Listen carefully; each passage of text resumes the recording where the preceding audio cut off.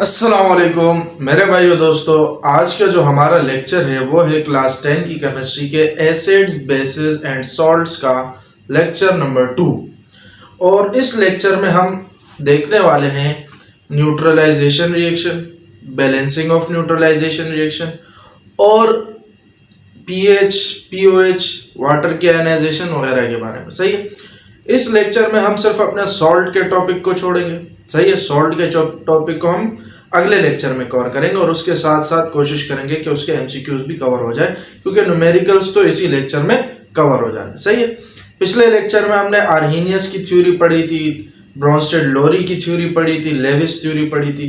तो उम्मीद करता हूँ वो आपको समझ आई गई होगी, आपने उसको देख भी लिया होगा। तो चलिए शुरू करते हैं। हमारे पास इस पे क्वेश्चन भी है बैलेंसिंग ऑफ न्यूट्रलाइजेशन रिएक्शन पे कि what do you mean by balancing of neutralisation reaction with the help of example के थ्रू समझाएंगे। अच्छा भाई, बैलेंसिंग ऑफ न्यूट्रलाइजेशन रिएक्शन से पहले हमें यह पता होना चाहिए कि भाई न्यूट्रलाइजेशन रिएक्शन होता क्या है। न्यूट्रलाइजेशन रिएक्शन होता क्या है, तो अगर उसकी हम बात करें तो न्यूट्रलाइजेशन रिएक्शन ऐसा रिएक्शन होता है कि जिसमें एक एसिड एक बेस के साथ रिएक्ट करता है, एसिड बेस के साथ रिएक्ट करता है और नतीजे में सॉल्ट और वाटर प्रोड्यूस करता है। मेरी बात समझ आ रही है कि भाई जब एसिड बेस के साथ रिएक्ट करता है और नतीजे में आपको सॉल्ट प्लस वाटर मिले, ऐसे रिएक्शन को हम कहते हैं न्यूट्रलाइजेशन रिएक्शन। क्या भाई, एसिड और बेस के रिएक्ट करने को आपस में रिएक्ट करे और नतीजे में क्या मिले भाई, सॉल्ट प्लस वाटर। इस रिएक्शन को हम कहते हैं न्यूट्रलाइजेशन रिएक्शन। सही है। अच्छा भाई, तो हम इस न्यूट्रलाइजेशन रिएक्शन को बैलेंस कैसे करें, इसको हमने देखना है। हमने यहाँ पे देखा है कि भाई बैलेंसिंग ऑफ न्यूट्रलाइजेशन रिएक्शन में होता क्या है कि भाई equal consumption of H+ and OH- ion. सही है।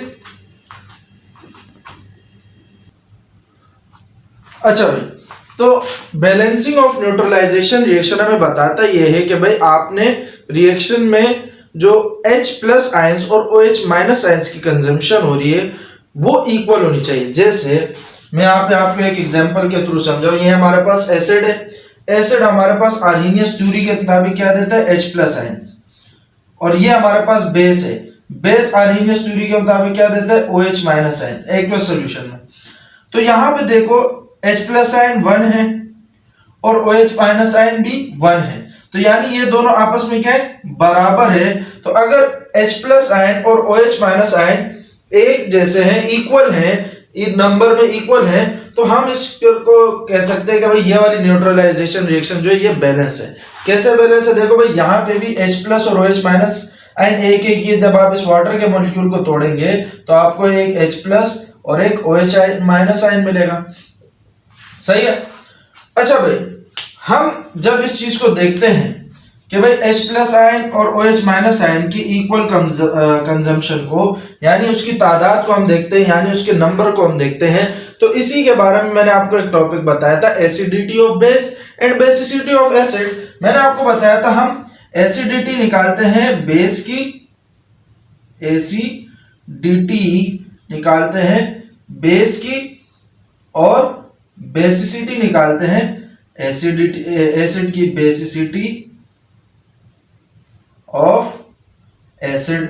सही है। इस रिएक्शन के हवाले से अगर मैं देखूं तो मेरे पास एसिड कौन है, HCl, तो मैं एसिड की जगह HCl लिख देता हूं। सही है। और बेस मेरे पास है सोडियम हाइड्रोक्साइड, तो उसकी जगह मैं सोडियम हाइड्रोक्साइड यानी NaOH लिख देता हूं। सही है। यहां पे भी मैंने ये लिखा है कि the balancing of neutralisation reaction involves the equal consumption. Equal consumption यानी इक्वल इन्वॉल्वमेंट, यानी एक जितनी इन्वॉल्वमेंट होगी किसकी, H+ आयन और OH- आयन की। सही है। इन एक्वस सॉल्यूशन, जो कि हमें पता है आर्हेनियस थ्योरी में एक्वस सॉल्यूशन इस्तेमाल होता है। एक्वस सॉल्यूशन कौन सा, पानी वाला जो सॉल्यूशन होता है जिसमें सॉल्वेंट आपके पास पानी हो। इसी की वजह से हम क्या देखते हैं भाई, due to this we have to look the acidity of base. हमें एसिडिटी देखनी पड़ेगी बेस की और बेसिसिटी देखनी पड़ेगी एसिड की। ये जो नीचे जितने भी रिएक्शन लिखे, अब देखो भाई एसिडिटी और बेसिसिटी अगर इक्वल आ रही है तो आपका न्यूट्रलाइजेशन रिएक्शन बैलेंस है, लेकिन अगर आपकी एसिडिटी और बेसिसिटी इक्वल नहीं आ रही तो आपका न्यूट्रलाइजेशन रिएक्शन कतई बैलेंस नहीं है।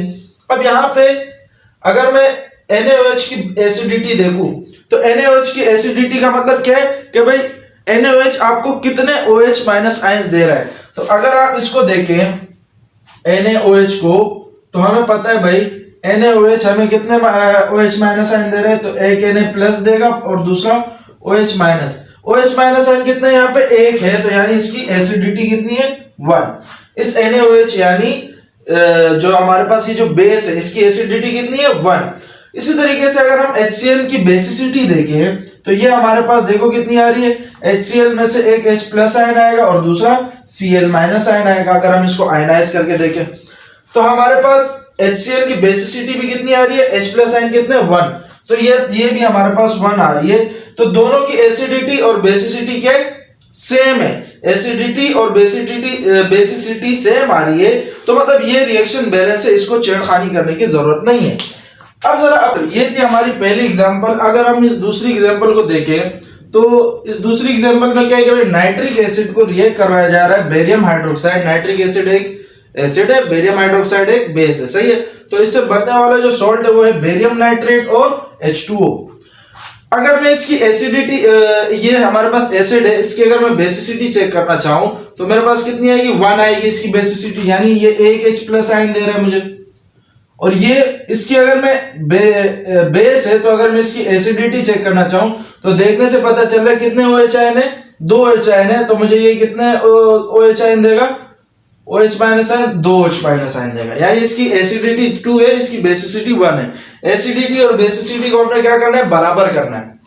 बराबर करने के लिए यहां पे भी मुझे 2 लगाना पड़ेगा, यानी अगर 2 OH माइनस आयन है तो मुझे H प्लस आयन भी कितने चाहिए होंगे, 2 चाहिए होंगे, तो मुझे यहाँ पे मजबूरन क्या लगाना पड़ेगा, 2 लगाना पड़ेगा।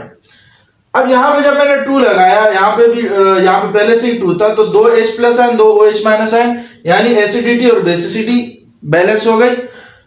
यहां पर अब आ जाना है प्रोडक्ट साइड पे कि भाई यहां पे भी H प्लस आयन और OH माइनस आयन सेम है कि नहीं है। H प्लस आयन और OH माइनस आयन आपको कहां से देखने को मिलेंगे, ये वाटर के मॉलिक्यूल में से। एक वाटर का मॉलिक्यूल है तो यानी एक H प्लस आयन है और एक OH माइनस आयन है। मुझे क्या करना पड़ेगा, मुझे इस H प्लस आयन को 2 करना पड़ेगा और OH माइनस आयन को भी 2 करना पड़ेगा, क्योंकि यहाँ पे भी 2 है, यहाँ पे भी 2 है। देखिए हमने बैलेंसिंग ऑफ न्यूट्रलाइजेशन रिएक्शन में क्या देखा कि भाई H प्लस आयन और OH माइनस आयन की जो कंजम्पशन हो रही है वो इक्वल होनी चाहिए। यहाँ 2 थे, इसको भी मैंने 2 किया, अब यहाँ पे भी इसको मैंने इक्वल करना है, बैलेंस करना है इसके हिसाब से। तो अगर मैं इसको 2 करूंगा, इसको 2 करूंगा, तो मुझे लाजमी सी बात है वाटर के मॉलिक्यूल के साथ क्या लगाना पड़ेगा, 2 लगाना पड़ेगा, सही है, क्योंकि एक वाटर का मॉलिक्यूल एक H प्लस आयन और एक OH माइनस आयन देता है। तो जब 2 वाटर के मॉलिक्यूल होंगे तो 2 H प्लस आयन और 2 OH माइनस आयन देंगे हमें, सही है। अब इसी के साथ साथ H प्लस आयन और OH माइनस आयन भी बैलेंस हो गए और आप देखोगे कि बाकी रिएक्शन भी बैलेंस है। देखो NO3 कितने हैं, 2 है, यहाँ पे भी NO3 कितने 2 हैं। बेरियम कितना 1 है, यहाँ पे भी बेरियम 1 है, यहाँ पे OH कितने 2 है, यहाँ पे भी OH कितने 2 है, यहाँ पे H कितना है 2 है, यहाँ पे भी H कितना है 2 है, सही है। इसी तरीके से अगर हम अपने निचले वाली एग्जांपल पे आ जाए, नीचे वाली जो एग्जांपल है वो है कार्बोनिक एसिड H2CO3 और सोडियम हाइड्रोक्साइड जो बेस है हमारे पास, सही है। अगर मैं इस एसिड की बेसिसिटी चेक करूं तो मेरे पास 2 आ रही है, क्योंकि यहाँ पे देखने से क्या पता चल रहा है कि मुझे यहाँ से 2 H प्लस आयन मिलेंगे। हाँ भाई, यहाँ से देखने को क्या मिल रहा है कि मुझे यहाँ से कितने H प्लस आयन मिलेंगे, 2 H प्लस आयन मिलेंगे। और सोडियम हाइड्रोक्साइड की मुझे बेसिस एसिडिटी पता है 1 है, कि यहाँ से मुझे एक OH माइनस आयन मिलेगा। अब इन दोनों को बराबर करने के लिए मुझे यहाँ पे 2 लगाना पड़ेगा, 2 OH माइनस आयन करने पड़ेंगे, तो उस 2 H माइनस आयन के लिए मुझे यहाँ पे भी 2 लगाना पड़ेगा, लाजमी सी बात है ना। अब यहाँ पे तो बराबर हो गए H प्लस आयन और OH माइनस आयन। अब प्रोडक्ट साइड पे कहां पे देखना है H प्लस और OH माइनस, वाटर के मॉलिक्यूल में। वाटर का मॉलिक्यूल हमें देता है एक H प्लस आयन और एक OH माइनस आयन। अब यहाँ पे 2 H प्लस 2 OH माइनस है, तो मुझे भी इसको भी 2 H प्लस और 2 OH माइनस करना पड़ेगा। और 2 H प्लस 2 OH माइनस कब आएंगे, जब आपके पास 2 वाटर के मॉलिक्यूल होंगे, जैसे कि हमने ऊपर देखा। अब आप इसको देखोगे आपकी रिएक्शन पूरी की पूरी बैलेंस हो गई, क्योंकि यहाँ पे देखो दो हाइड्रोजन, दो OH, दो OH, सही है, दो सोडियम, यहाँ पे 2 लगा ना तो 2 सोडियम, यहाँ पे भी 2 सोडियम, एक CO3 तो यहाँ पे एक CO3, सही है। ये होता है हमारे पास बैलेंसिंग ऑफ न्यूट्रलाइजेशन रिएक्शन। अब जरा हम अपने अगले टॉपिक की तरफ बढ़ते हैं, वाटर आयनाइजेशन की तरफ। अच्छा भाई, तो यहाँ पे हमारे पास वाटर आयनाइजेशन के हवाले से एक क्वेश्चन भी है बुक में कि elaborate the ionisation equation of water, सही है। तो हमने ये हेडिंग डाली है वाटर आयनाइजेशन की कि भाई water possess equal number of H+ and OH- ions, it ionise according to following reaction, सही है। पहले जरा वाटर आयनाइजेशन की थोड़ी सी बात कर लेते हैं, फिर हम pH और pOH पे भी आते हैं। वाटर की आयनाइजेशन कुछ यूं होती है कि भाई जब वाटर का मॉलिक्यूल आयनाइज होता है तो H+ और OH- आयन में टूटता है और इक्वल नंबर ऑफ H+ और OH- आयंस होते हैं इसमें, और ये एक रिवर्सिबल रिएक्शन होता है। कौन सा रिएक्शन होता है भाई? रिवर्सिबल रिएक्शन होता है। अगर ये रिवर्सिबल रिएक्शन है तो अगर हम इसका Kc निकाले, जो कि पिछले चैप्टर में हमने देखा इक्विलिब्रियम कांस्टेंट, तो हमें पता है भाई प्रोडक्ट की कंसंट्रेशन ऊपर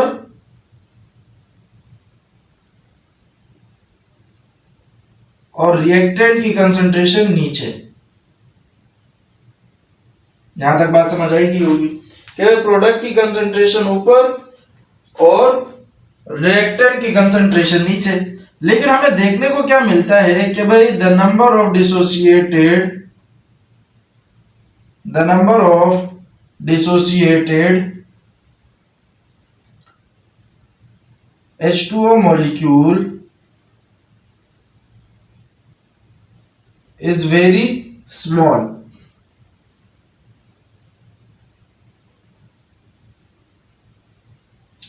That is constant. That is, यहां हम लिख सकते हैं H2O is constant. बताया क्या जा रहा है कि भाई जो वाटर के जो मॉलिक्यूल है, जो H2O है, जो अपने आयंस में टूटता है, वो H2O की तादाद बिल्कुल कम होती है, बहुत ज्यादा स्मॉल होती है। तो हम ये मानते हुए चलते हैं कि भाई H2O हमारे पास एक कांस्टेंट है, यानी ये चेंज नहीं हो रहा।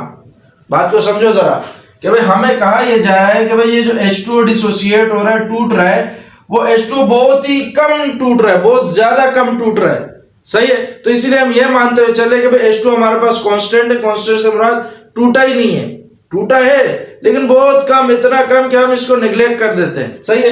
तो हम इसको कांस्टेंट मानते हुए चल सकते हैं। हमारे पास Kc भी एक कांस्टेंट है और H2O भी अगर एक कांस्टेंट हो जाए तो हम इस H2O की कंसंट्रेशन को यहां ले आए, Kc के साथ यहां डिवाइड हो रहा है, यहां आके मल्टीप्लाई हो जाएगा। क्योंकि ये दोनों एक कांस्टेंट है तो दोनों कांस्टेंट को एक साथ कर देते हैं।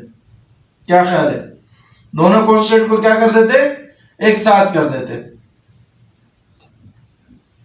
ये क्या लिखे जा रहा हूं, और यहां पे हमारे पास क्या बच जाएगा? H+ आयन और OH- आयन। इन दोनों कांस्टेंट को मिला के फिर हम एक नया कांस्टेंट बनाते हैं जिसको हम नाम देते हैं KW। क्या नाम देते हैं भाई? KW। KW क्या है भाई? इन दोनों कांस्टेंट को मिला के एक नया कांस्टेंट होता है। कौन कौन सा कांस्टेंट? Kc और H2O की जो कंसंट्रेशन है, हमने क्या बोला कि H2O की कंसंट्रेशन क्या है? बहुत ही स्मॉल है। H2O की जो कंसंट्रेशन है जो कि डिसोसिएट हो रही है, यानी H+ और OH- में टूट रही है, जो H2O की कंसंट्रेशन वो बहुत ही स्मॉल है। तो इसलिए हम उसको कांस्टेंट माना। कांस्टेंट मानने के साथ हम उसको इस दूसरे कांस्टेंट के पास ले आए। दूसरे कांस्टेंट के पास लाने के बाद हमने इन दोनों कांस्टेंट को एक नाम दे दिया KW। इस KW को हम कहते हैं आयनिक प्रोडक्ट। क्या कहते हैं? Ionic product, where KW is ionic product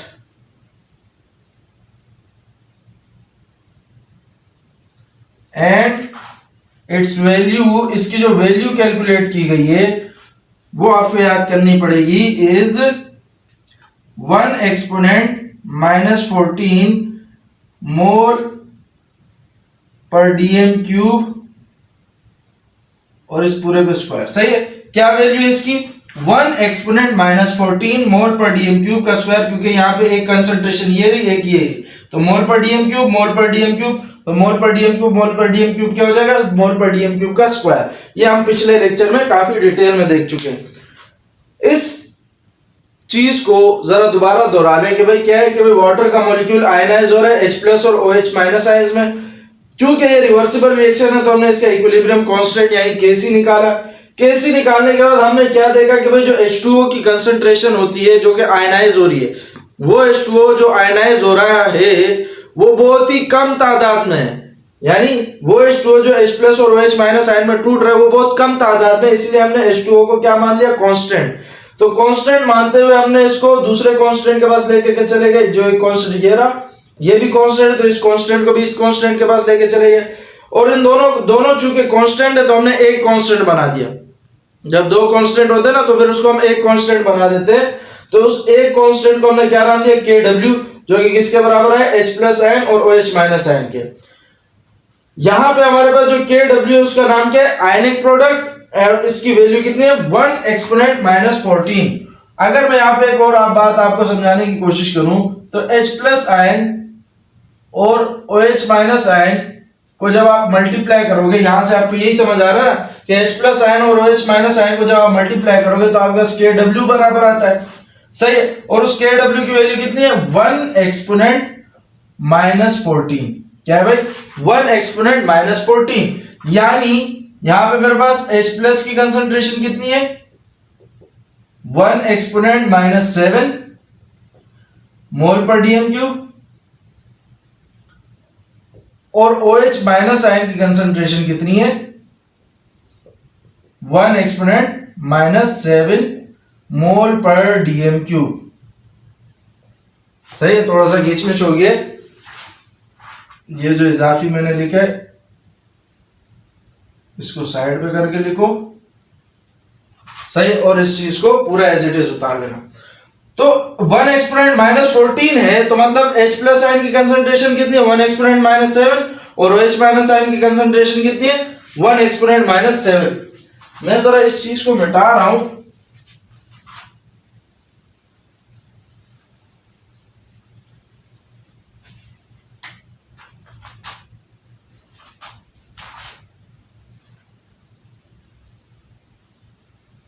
आप इस क्वेश्चन और इस पूरे नीचे वाली जगह को उतार लीजिए ताकि मैं इसको मिटा दूं। यहां पे मैंने एक और चीज समझानी है तो इसको नोट कर लीजिए, मैं जरा इसको मिटाने जा रहा हूं।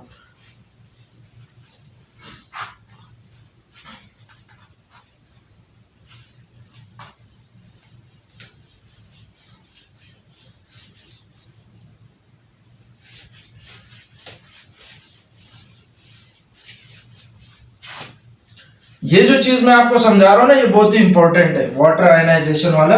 अभी जो मैं आपको अभी इसके बारे में एक दो चीजें और बताऊंगा, ये बहुत इंपॉर्टेंट है।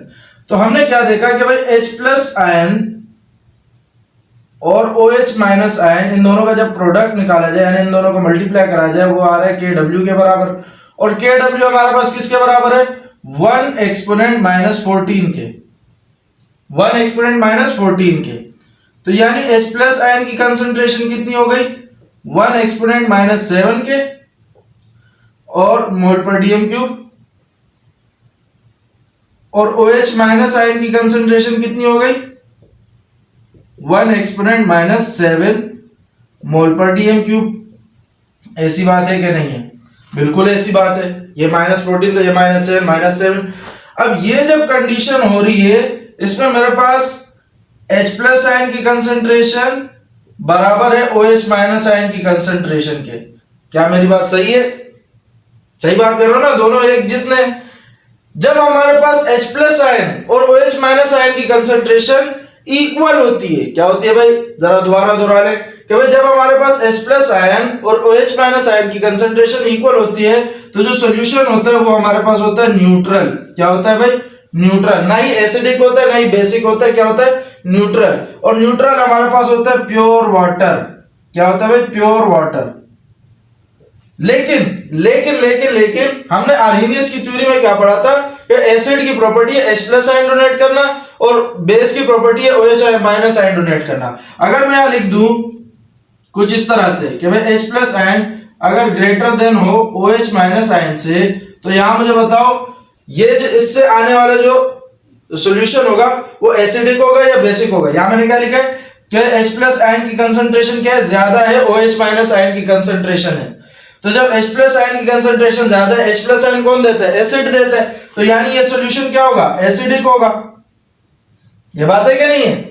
और जब OH माइनस आयन की कंसंट्रेशन ज्यादा होगी, ग्रेटर देन होगा H प्लस आयन की कंसंट्रेशन से, यानी H plus OH minus ion की कंसंट्रेशन H प्लस आयन से ज्यादा है, तो OH कौन देता है, बेस देता है। तो ये जो सॉल्यूशन होगा ये हमारे पास क्या होगा, बेसिक होगा कि नहीं होगा।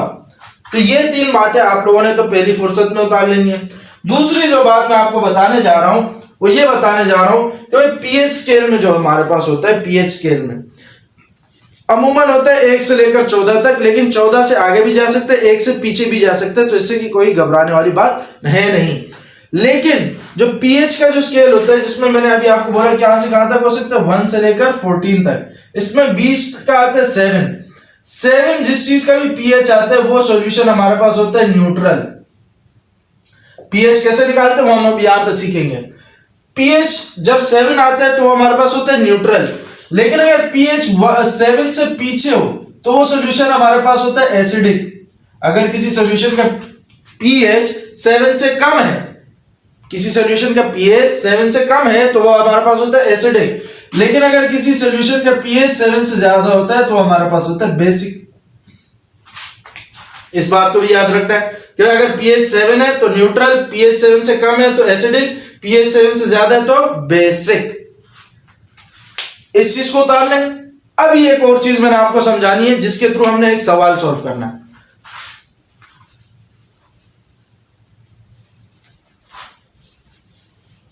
हमारी बुक में एक बहुत बड़ा सा टेबल बनाया हुआ है,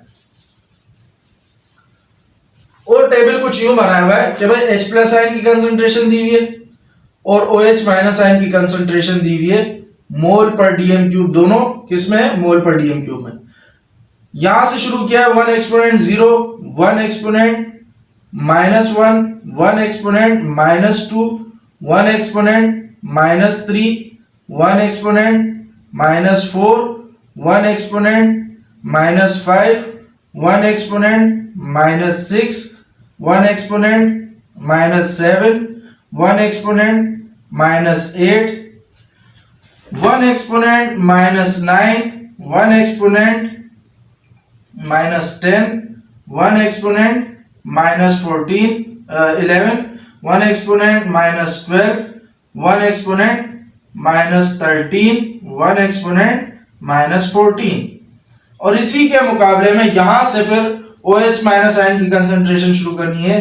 तो 1 exponent 0, 1 exponent -1, 1 exponent -2, 1 exponent -3, 1 exponent -4, 1 exponent -5, 1 exponent -6, 1 exponent -7, 1 exponent -8, 1 exponent -9, 1 exponent -10, 1 exponent -11, 1 exponent -12, 1 exponent -13 और 1 एक्सपोनेंट -14। यह हमारी बुक में कुछ यूं टेबल है। फिर 7 के सामने यहां पे लिखा गया न्यूट्रल। 7 से नीचे जितना भी आ रहा है वो आ रहा है बेसिक,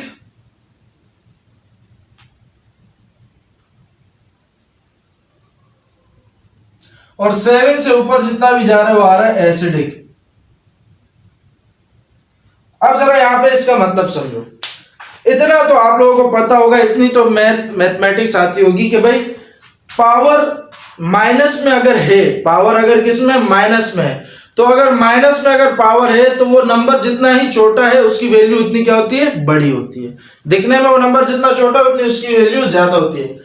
यानी यहां पे अगर मैं देखूं 1 एक्सपोनेंट 0 है, इससे इसको छोड़ के इसको देखो, ये -13 है। अगर मैं आपको पूछूं, मेरे पास एक सॉल्यूशन है, उसमें हाइड्रोजन आयन की कंसंट्रेशन है 1 एक्सपोनेंट -1 और OH माइनस आयन की कंसंट्रेशन है 1 एक्सपोनेंट -13। तो आप जरा अपनी अकल को लड़ा के मुझे ये बताइए कि किसकी कंसंट्रेशन ज्यादा है यहाँ पे।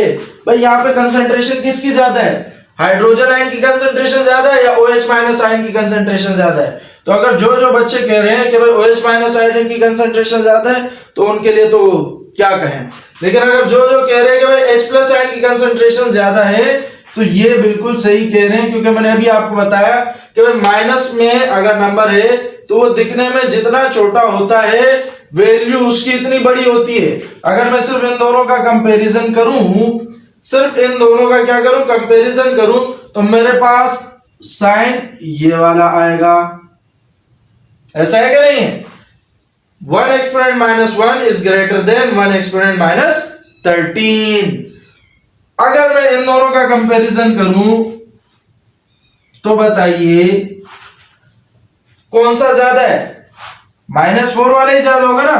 तो इस दफा साइन कौन सा आएगा, ये वाला आएगा, क्योंकि जो नंबर ज्यादा होता है उस तरफ मगरमच्छ का मुंह खुलता है ना, बचपन में सीखा है। अब जरा इस टेबल के थ्रू मैं आपको सिर्फ एक ही बात समझाने की कोशिश कर रहा हूं कि भाई जब H प्लस आयन की कंसंट्रेशन OH माइनस आयन की कंसंट्रेशन से ज्यादा होगी तो वो सॉल्यूशन क्या होगा, एसिडिक होगा। और जब OH माइनस आयन की कंसंट्रेशन, यहाँ पे देखो H प्लस आयन की कंसंट्रेशन से ज्यादा है, यहाँ पे H प्लस आयन की कंसंट्रेशन कम है और OH माइनस आयन की कंसंट्रेशन ज्यादा है, तो ये सॉल्यूशन सारे क्या बेसिक है। एक जो और बात मैंने समझानी लास्ट वाली, अगर आप यहां पे गौर करें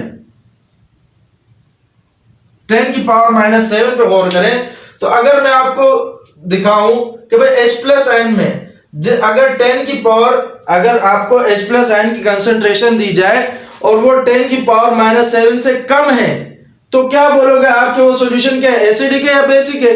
तो 10 की पावर -7 से अगर पीछे जा रहा है, यानी -6 -5 -4 -3 -2 -1 और 0 पे जा रहा है, तो वो सॉल्यूशन लाजमी सी बात है एसिडिक है। लेकिन अगर H प्लस आयन की कंसंट्रेशन में -7 से आगे जा रहा है, यानी -8 -9 -10 -11 -12 -13 -14, तो वो सॉल्यूशन बेसिक है। मैं आपको एक क्वेश्चन यहाँ पे लिख देता हूं, इसको मिटा के इसको बाद में लिख लेंगे। अच्छा, तो भाई जो हमारा क्वेश्चन है वो ये क्वेश्चन है। ये क्वेश्चन क्या है भाई हमारे पास, कि हमने इन चारों ऑप्शन में देख के बताना है कि कौन सा एसिडिक है, कौन सा बेसिक है, कौन सा न्यूट्रल है। किसी में सिर्फ हमें H प्लस की आयन कंसंट्रेशन दी है, किसी में OH माइनस की आयन कंसंट्रेशन दी है। तो चारों में ऐसा सवाल नहीं है कि जिसमें दोनों की कंसंट्रेशन दी है, सिर्फ एक ही कंसंट्रेशन को देख के आपको बताना है कि भाई कौन सा एसिडिक है, कौन सा बेसिक है या कौन सा न्यूट्रल है। हमें पता है कि अगर हमें OH माइनस आयन की कंसंट्रेशन दी जाए और H प्लस आयन की कंसंट्रेशन दी जाए, दोनों में से किसी भी एक की दी जाए और जो कि हमारे पास हो 1 एक्सपोनेंट -7 और यहाँ पे भी 1 एक्सपोनेंट -7। मान लो एक सवाल आपको दे दिया गया जिसमें आपको सिर्फ H प्लस आयन की कंसंट्रेशन दी गई और वो कितनी थी, 1 एक्सपोनेंट -7। तो आपने सीधा सीधा बोल देना है कि भाई ये सॉल्यूशन क्या है, न्यूट्रल है। क्या है भाई, न्यूट्रल। लेकिन अगर मुझे यहाँ पे दिया हुआ है, मुझे यहाँ पे क्या दिया हुआ, 1 एक्सपोनेंट -4, तो 1 एक्सपोनेंट -4 जो है -7 से क्या है, बड़ा है। 1 एक्सपोनेंट -4 -7 से क्या है, बड़ा है। तो ये हमारे पास सॉल्यूशन क्या होगा। अगर इससे भी आपको समझ नहीं आ रहा तो इस टेबल को ज़हन में बिठा लो। देखो भाई, अगर हाइड्रोजन आयन की कंसंट्रेशन में -7 से पीछे वैल्यू जा रही है, यानी -6 -5 -4 -3 -2 -1 और 0 पे, यानी आपको हाइड्रोजन आयन की कंसंट्रेशन दी हुई है और जिसमें आपको -7 से पीछे की वैल्यूज दिख रही है, तो वो सॉल्यूशन क्या है, एसिडिक है। तो यहाँ पे आंखें बंद करके क्या लिख देना है कि भाई ये सॉल्यूशन क्या है, हमारे पास एसिडिक है, क्योंकि यहाँ पे क्या है, -4 और -4 कहां पे आ रहा है, -7 से पीछे आता है। यहां पे देखो, यहां पे कितना है, -11 और -11 जो है वो -7 के बाद में आ रहा है, यानी यहां पे आ रहा है और ये कौन सी रेंज है, बेसिक। तो ये सॉल्यूशन क्या हो गया हमारे पास, बेसिक। मतलब सब समझ आ ही गया होगा। ये वाला देख लो, ये इन नीचे वाले दो में आपको OH माइनस आयन की कंसंट्रेशन दी है, यानी अब आपको ये नहीं देखना, सिर्फ ये देखना है। यहां पे कितना दिया, -9। इसमें आपको H प्लस आयन के बरक्स उल्टा चलना पड़ेगा। यहाँ पे क्या दिया हुआ है -9 दिया हुआ है, तो यानी अगर -7 से ऊपर जा रहा है, यहाँ पे अगर -7 से ऊपर जाते थे तो बेसिक, यहाँ पे -7 से ऊपर जा रहा है तो एसिडिक, तो ये सॉल्यूशन क्या हो गया हमारे पास, एसिडिक हो गया।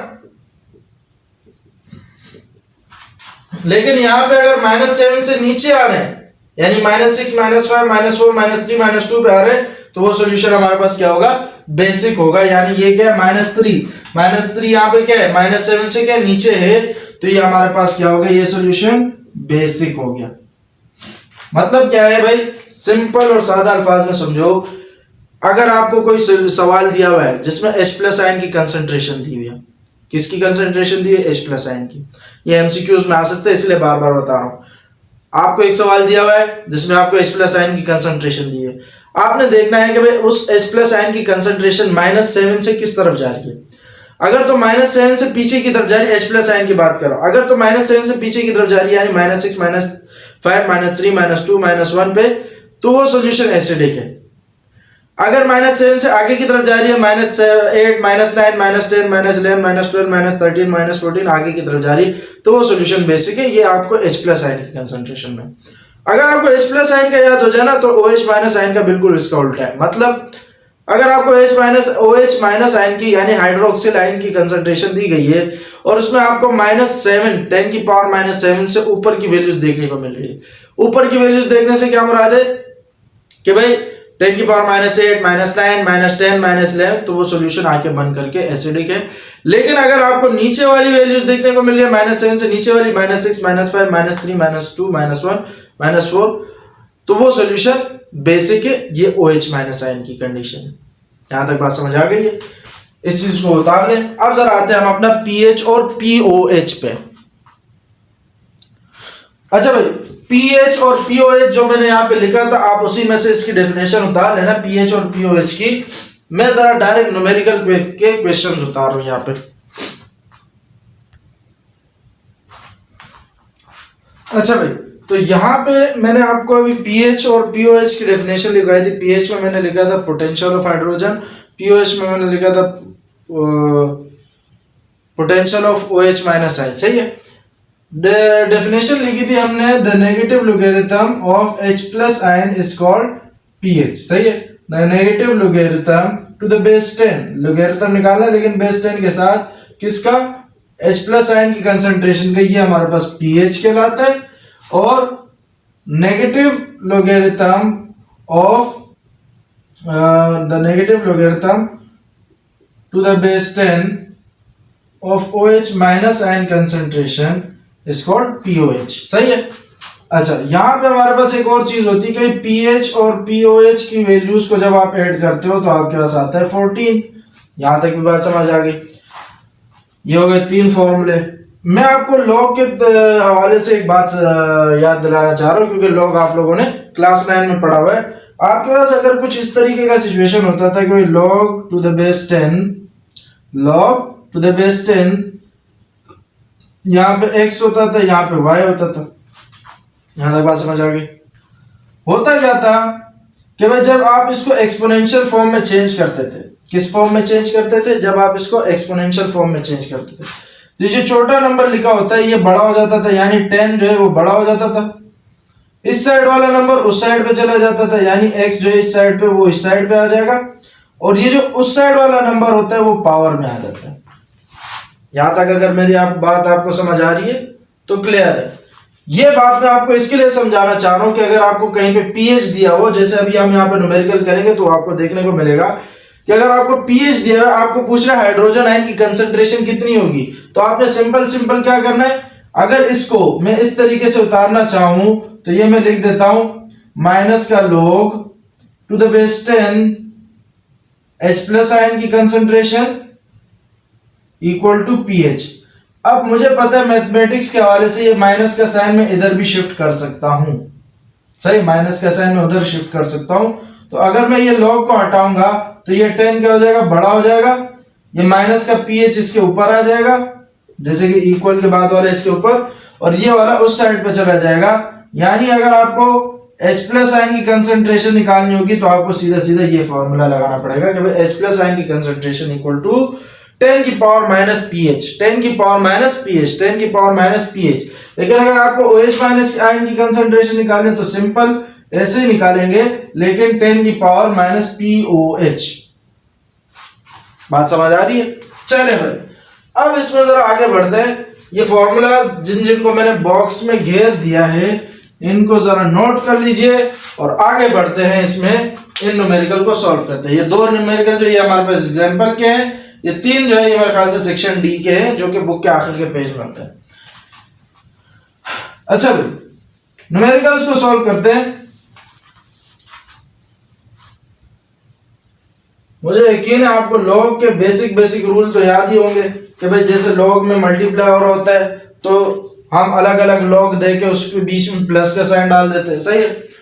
यहाँ पे हमें सवाल जो है find pH, pOH, OH minus ion concentration, H plus ion concentration of potassium hydroxide solution. चारों चीजें निकालनी है। अच्छा, यहाँ पे मेरे को लगता है कुछ मिसिंग कर दिया मैंने।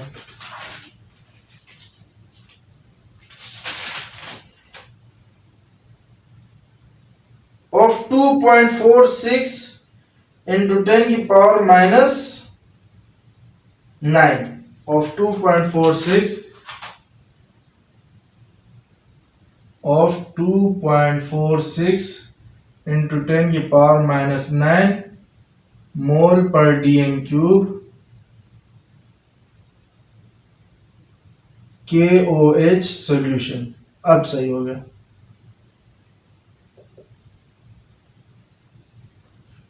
सही है।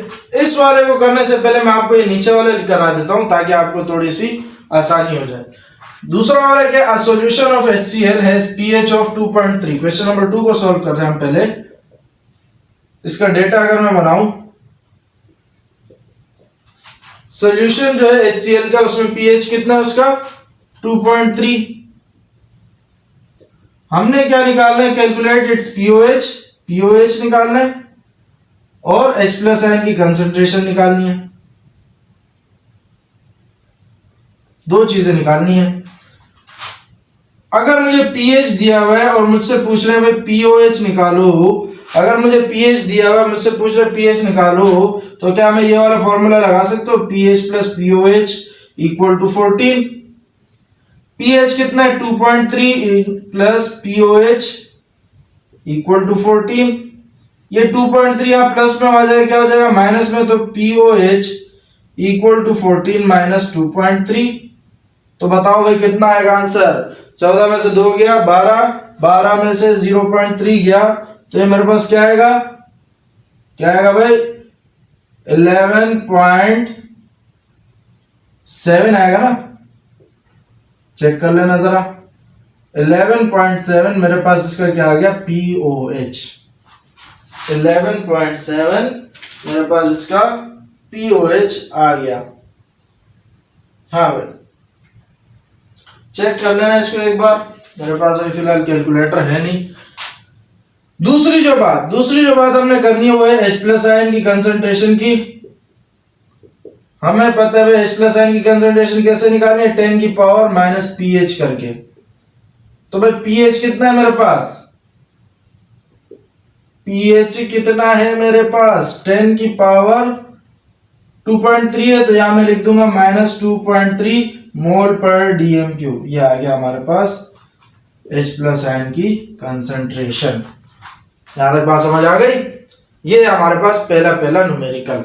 यहां पे भी देखो H प्लस आयन की कंसंट्रेशन क्या है ये, अगर मैं इस 3 को भूल जाऊं 0.3 को, तो ये क्या है -2, और -2 -7 से क्या है नीचे, -7 से क्या है नीचे, -2 -7 से क्या है नीचे, और ये H प्लस आयन की कंसंट्रेशन। तो ये सॉल्यूशन क्या होगा, एसिडिक, और ये है भी एक एसिड। HCl क्या है हमारे पास, एक स्ट्रॉन्ग एसिड है, सही है। तो इस न्यूमेरिकल को कॉपी करो, इसको मिटाने जा रहे हैं, अगला न्यूमेरिकल करने जा रहे हैं।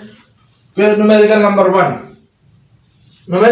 1 को जरा गौर से समझना। इसमें pH, POH, H plus ion, OH minus ion सबकी कंसंट्रेशन निकालनी है, सिर्फ और सिर्फ एक ही इंफॉर्मेशन के मुताबिक कि हमारे पास एक पोटेशियम हाइड्रोक्साइड का सॉल्यूशन है, सही है, जो कि एक स्ट्रॉन्ग बेस है। पोटेशियम हाइड्रोक्साइड क्या होता है, एक स्ट्रॉन्ग बेस होता है जो कि K प्लस और OH माइनस में टूटता है। K प्लस और OH माइनस में टूटता है। चूंकि ये स्ट्रॉन्ग बेस है तो पूरा का पूरा टूटता है।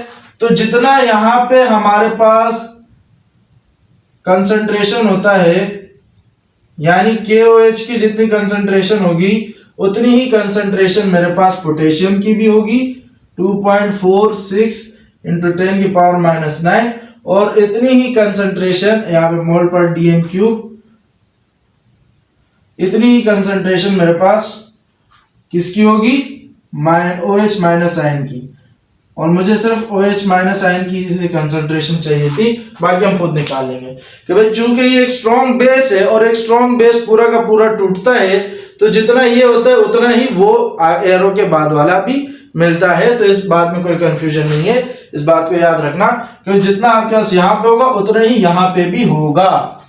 इस KOH की कंसंट्रेशन देने से मतलब ये है कि आपको इन लोगों ने इनडायरेक्टली OH माइनस आयन की कंसंट्रेशन देती है। तो यहां से हमारे पास OH माइनस आयन की कंसंट्रेशन कितनी आ गई, 2.46 इंटू 10 की पावर माइनस 6 मोल पर डीएम क्यूब। अच्छा भाई, मुझे निकालिए H प्लस आयन की कंसंट्रेशन। मैंने आपको एक फॉर्मूला बताया था कि भाई हमने जब आयनिक प्रोडक्ट देखा तो उसमें H प्लस आयन और OH माइनस आयन को जब हमने दोनों को मल्टीप्लाई कराया था तो कितना आया था, 1 एक्सपोनेंट माइनस 14 आया था कि नहीं आया था भाई, यही आया था। तो अगर मेरे पास यहाँ पे OH माइनस आयन की कंसंट्रेशन है और मुझे निकालनी है H प्लस आयन की कंसंट्रेशन, तो ये जो OH माइनस आयन यहाँ मल्टीप्लाई हो रहा है वहां जाएगा क्या हो जाएगा, डिवाइड हो जाएगा। तो 1 एक्सपोनेंट माइनस 14 और OH माइनस आयन की कंसंट्रेशन क्या है, 2.46 इंटू 10 की पावर माइनस 9, उल्टा लिख दिया मैंने इसको।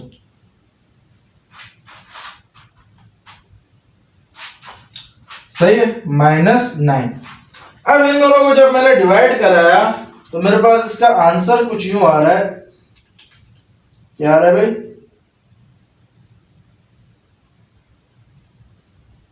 4.06 इंटू 10 की पावर माइनस 6, 4.06 इंटू 10 की पावर माइनस 6, 4.06 इंटू 10 की पावर माइनस 6 मोल पर डीएम क्यूब। अब यहां से मेरे पास मेरी मर्जी, मैं या तो चाहूं H प्लस आयन के कंसंट्रेशन से इसका pH निकाल दूं या फिर OH माइनस आयन की कंसंट्रेशन से इसका POH निकाल दूं, और अगर pH या POH में से दोनों में से कोई एक आ जाए फिर pH प्लस POH वाला फॉर्मूला लगा देना। मैं H प्लस आयन की कंसंट्रेशन को यूज करते हुए इसका pH निकाल लेते हैं। आपकी मर्जी, आप POH निकाल लो वहां से, माइनस का log H प्लस आयन की कंसंट्रेशन,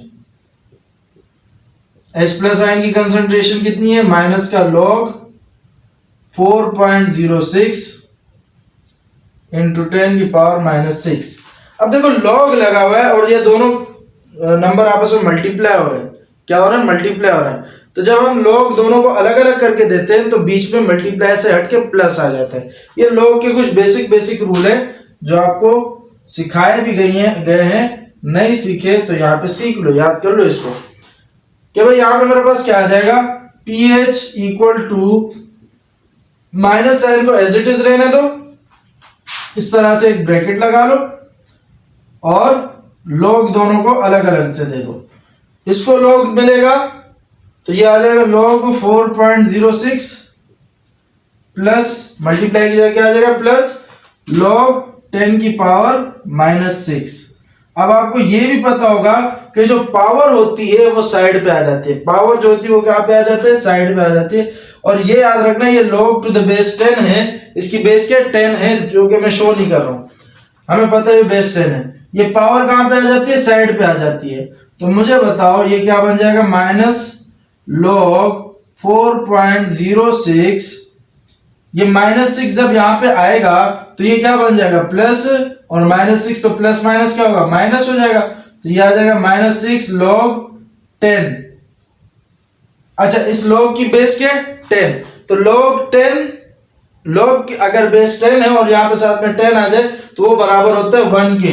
ये लिख लो यहाँ पे, तो log टू द बेस 10 बराबर होता है 1 के। तो यानी ये चीज तो 1 के बराबर आ जाएगी, तो यहाँ पे सिर्फ क्या बचेगा, 6 बचेगा। अब बस जो कैलकुलेटर इस्तेमाल करना होगा वो सिर्फ इसके लिए इस्तेमाल करना होगा, जिसकी वैल्यू मैंने निकाली थी, जो कि मेरे पास आ रही है 0.608। क्या आ रही है भाई, 0.608। आप लोग भी चेक कर लेना एक मरतबा, 0.608। यहाँ पे ये माइनस और ये ब्रैकेट के बाहर, अच्छा मैं यहाँ दोबारा लिख लेता हूं, pH इक्वल टू माइनस, इसकी वैल्यू क्या आ रही है 0.608 माइनस, अल्लाह आपका भला करे, यहाँ पे मेरे पास 6 आ रहा है क्योंकि ये चीज किसके बराबर है, 1 के, जो कि मैंने आपको यहाँ पे दिखा दिया।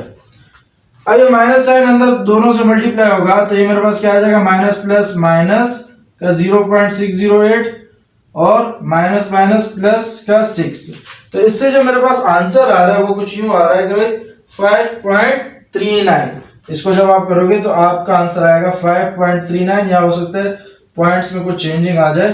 तो ये मेरे पास आ गया इसका pH, और इसका POH क्या करूं, आप लोगों पे छोड़ दूं या खुद कराऊं, खुद कर लेते हैं। pH प्लस POH हमारे पास किसके बराबर होता है, 14 के। तो POH निकालना है और pH हमारे पास है, pH कितना है 5.39, और pH यहां से वहां जाएगा तो माइनस में हो जाएगा, तो 14 माइनस 5.39। अब इतना तो खुद कर लेना कि भाई माइनस करा के जो वैल्यू आएगी वो हमारे पास क्या होगी, POH। ये हो गया हमारे पास क्वेश्चन नंबर 2, जो कि आपको H प्लस आयन की कंसंट्रेशन, OH माइनस आयन की कंसंट्रेशन, pH POH, इसमें चारों निकालने का तरीका आ गया होगा। अब आते हैं जरा अपने सेक्शन डी के न्यूमेरिकल्स पे, इसको जरा नोट कर लीजिए, सॉल्व कर लीजिए, और फिर मैं जरा इसको मिटा देता हूं। सेक्शन डी के न्यूमेरिकल जो है वो इससे भी आसान है। पहला न्यूमेरिकल देखो, पहले न्यूमेरिकल में आपको बोला गया कि भाई calculate the pH of 5 molar solution of NaOH। देखो मोलर और मोल पर डीएम क्यूब दोनों बात एक ही है, क्योंकि 1 मोलर बराबर होता है 1 मोल पर डीएम क्यूब के। तो मोलर दिया हुआ, मोल पर डीएम क्यूब दिया हुआ, इससे घबराना नहीं है। यहाँ पे आपको मोलर जो दिया हुआ 5 मोलर वो दिया हुआ NaOH का। NaOH भी हमारे पास एक स्ट्रॉन्ग बेस होता है जो कि कंप्लीटली डिसोसिएट हो जाता है Na प्लस और OH माइनस आयन में। तो ये अगर 5 मोलर है तो ये भी 5 मोलर होगा, ये भी 5 मोलर होगा, सही है। तो यानी यहां से हमें इनडायरेक्टली OH माइनस आयन की कंसंट्रेशन मिल गई, जो कि क्या है 5 मोलर। पूछ क्या रहे हैं हमसे, pH पूछ रहे हैं भैया इसका। pH जब ये पूछ रहे हैं तो इनको बताओ कि भाई हम आपको pH बता देंगे। pH कैसे निकालते हैं हम, जब हमारे पास हाइड्रोजन आयन की कंसंट्रेशन होती है। अगर मैं यहां से हाइड्रोजन आयन की कंसंट्रेशन निकालूं, क्या करूं भाई, हाइड्रोजन आयन की कंसंट्रेशन निकालूं, या आप इसको ऐसे भी कर सकते हो कि भाई इस OH से इसका POH निकाल लो। क्या करो भाई, माइनस का लॉग लगा के OH माइनस आयन की कंसंट्रेशन लगा देना, तो ये POH माइनस का लॉग और यहां पे 5, यहां से आपके पास POH की वैल्यू आ जाएगी। फिर pH प्लस POH करके हमने ये निकाल देना है, सही है। तो यहां पे इसको ऐसे ही कर लेते हैं।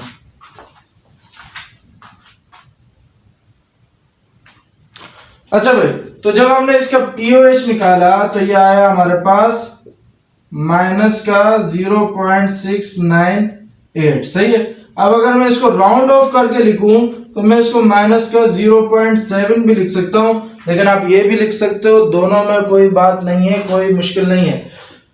माइनस का 0.7 लिखने को क्यों कह रहा था वो भी अभी बताता हूं। अच्छा, हमने निकाला है pH और हमारे पास POH आ गया, तो pH प्लस POH किसके बराबर होता है 14 के, और pH निकालना है तो POH यहां से वहां जाएगा तो माइनस में हो जाएगा, तो यह आ जाएगा 14 माइनस, सॉरी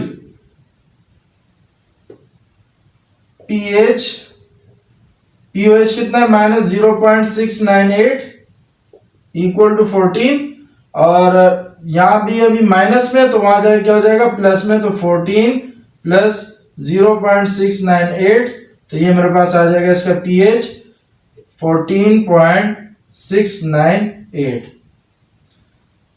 इसका दूसरा तरीका ये है कि आप OH माइनस आयन से H प्लस आयन की कंसंट्रेशन निकालें, फिर pH निकालें।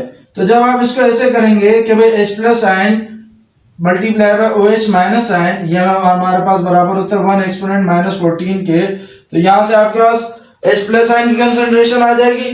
फिर उस H प्लस आयन की कंसंट्रेशन निकालने के बाद जब आप इसका pH निकालेंगे तो आपके पास 14.7 आएगा। क्या आएगा भाई? 14.7। अब अगर आप इसको 14.7 करके लिखिए, क्योंकि यहाँ पे 9 है, 9 जब हटेगा तो यहाँ पे 7 बन जाएगा, सही, 1 ऐड हो जाएगा। तो 14.7 लिखे, 14.698 लिखे, बात सेम है, इतना कोई फर्क नहीं है, सही है। इसको नोट कर लीजिए, इसको उतार लीजिए अपनी कॉपियों में। अब आते हैं जरा अगले न्यूमेरिकल पे, क्वेश्चन नंबर 2। ये जरा इसको मिटा देते हैं। तो इसको आप अलग अलग तरीकों से कर सकते हैं, जो तरीका आपको पसंद में आ जाए, सही है। दूसरा न्यूमेरिकल है, a solution of H2SO4 sulphuric acid has pH of 1.05। pH दे दिया हमें 1.05। Calculate its POH and H plus ion की कंसंट्रेशन। POH निकालना है और H प्लस आयन की कंसंट्रेशन निकालनी है। तो भैया इससे आसान न्यूमेरिकल तो हो ही नहीं सकता कि pH दे के हमसे POH पूछ रहे हैं। तो हमें पता है भाई POH ये फॉर्मूला है, तो pH, अच्छा POH निकालना है तो हमारे पास pH यहाँ पे प्लस में, वहां जाए क्या हो जाएगा माइनस में, प्लस 1.05 है ना, सॉरी यहाँ क्वेश्चन मार्क लगा दिया, यहाँ पे 14 आएगा। 14 प्लस का 1.05 है तो यहाँ के माइनस का 1.05। तो यहाँ से मेरे पास आंसर क्या आएगा? POH will be equal to 14 में से 1 जाएगा 13, 13 में से 0.5 जाएगा तो कितना बचेगा? 13 में से 0.5 जाएगा तो 12.95। क्या आ रहा है भाई? 12.95। ये आ गया इसका POH। दूसरी बात जो इन लोगों ने पूछ लिए वो बिल्कुल आसान सी है कि H प्लस आयन की कंसंट्रेशन पूछ लिए, जो कि हमें पता है किसके बराबर होता है, किसके बराबर होता है भाई? 10 की पावर माइनस pH के बराबर होता है। तो हम यहाँ लिख देंगे H प्लस pH कितना है 1.05, तो 10 की पावर माइनस 1.05 ये आ गया हमारे पास। और यहाँ पे मोल पर DM क्यूब लिखना लाजमी है। pH और POH की कोई यूनिट नहीं है, लेकिन हाइड्रोजन आयन और OH माइनस आयन की कंसंट्रेशन की यूनिट है, जो कि हमारे पास है मोल पर DM क्यूब। ये भी हो गया। अब जरा आते हैं क्वेश्चन नंबर 3 पे। क्वेश्चन नंबर 3 में क्या दिया हुआ है कि the hydrogen ion concentration of a solution is 1 exponent minus 8 मोल पर DM क्यूब। इसको जरा यहाँ कर रहे हैं कि भाई H प्लस आयन की कंसंट्रेशन कितनी है? 1 एक्सपोनेंट माइनस 8 मोल पर DM क्यूब। हमसे क्या पूछ रहे हैं? What is pH of a solution? बच्चों वाला क्वेश्चन है भाई, ये तो बच्चों वाला। तो pH आएगा minus log H plus ion की concentration, pH will be equal to minus का लॉग 1 एक्सपोनेंट माइनस 8। अब एक तरीका ये है कि भाई आप इसको डायरेक्ट कैलकुलेटर से करो, और दूसरा तरीका ये है कि भाई pH लॉग दोनों को अलग अलग करके दोगे तो ये आएगा log 1 plus log 10 to the power minus 8। अब हमें पता है भाई log 1 जो है वो बराबर होता है 0 के। ये ज़हनों में बिठा लो कि log 1 किसके बराबर होता है? 0 के। जैसे यहाँ log 10 बराबर होता है 1 के और log 1 बराबर होता है किसके? 0 के। तो यहाँ पे इसकी जगह क्या आ जाएगा? 0 आ जाएगा, 0। और ये पावर जो होती है साइड पे आती है, तो प्लस माइनस क्या हो जाएगा? Minus 8 log 10। ऐसी बात है कि नहीं है? और log 10 बराबर होते हैं 1 के, तो 8 को जब 1 से मल्टीप्लाई कराओगे तो 8 ही आएगा। तो यहाँ पे मेरे पास बन जाएगा pH माइनस 0 का तो कोई काम है ही नहीं, तो माइनस 8। तो माइनस माइनस प्लस, तो इसका pH कितना आ गया? कितना आ गया भाई? प्लस 8। ये हमारे पास आखिरी वाले क्वेश्चन का सोल्यूशन है, सही है। तो आज के लिए यहीं तक काफी है। अगले लेक्चर में हम सॉल्ट को डिस्कस करेंगे, एमसीक्यूज को डिस्कस करेंगे, बफर सॉल्यूशन को डिस्कस करेंगे और अपने इस चैप्टर को एंड कर देंगे। तो इस चैप्टर की तैयारी करें, इसके न्यूमेरिकल्स की खूब प्रैक्टिस करें। एग्जाम में इसमें से एक ना एक न्यूमेरिकल तो आने वाला है, एमसीक्यूज आने वाले हैं। तो इसकी खूब तैयारी करें। तब तक के लिए अपना ख्याल रखें। अल्लाह हाफिज़।